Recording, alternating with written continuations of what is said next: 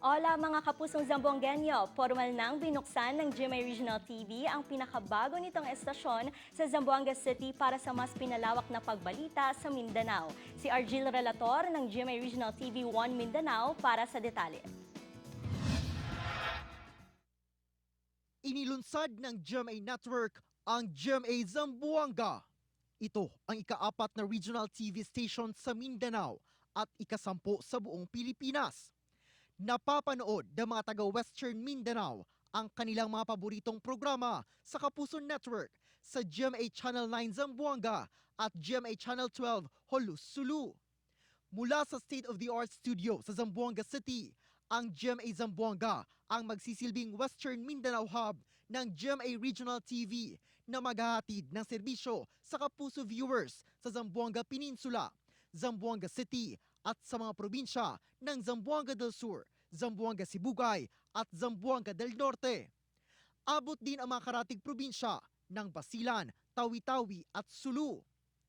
Sa pangunguna ng angkor ng GMA Regional TV 1 Mindanao na si Sara Hilomen Velasco at iba't ibang co-anchor sa bawat araw na sina John D. Esteban mula sa GMA Davao Complex, si Cyril Chavez mula sa GMA Cagayan de Oro Station, si RG Ramos naman mula sa GMA Zamboanga Station. Co-anchors din mula sa GMA Davao Complex sina seasoned reporter Sheila Vergara Rubio at Argil Relator.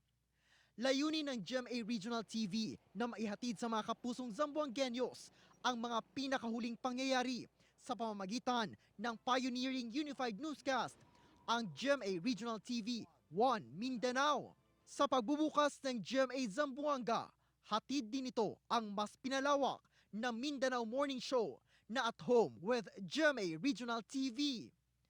Ayon kay GMA Regional TV and Synergy, First Vice President and Head Oliver Victor Amoroso, ang GMA Network sa pamamagitan ng GMA Regional TV ay nananatiling nakatuon sa paghahatid ng mga makabuluhang lokal na balita at istorya na nagbibigay inspirasyon sa iba't ibang rehiyon sa bansa.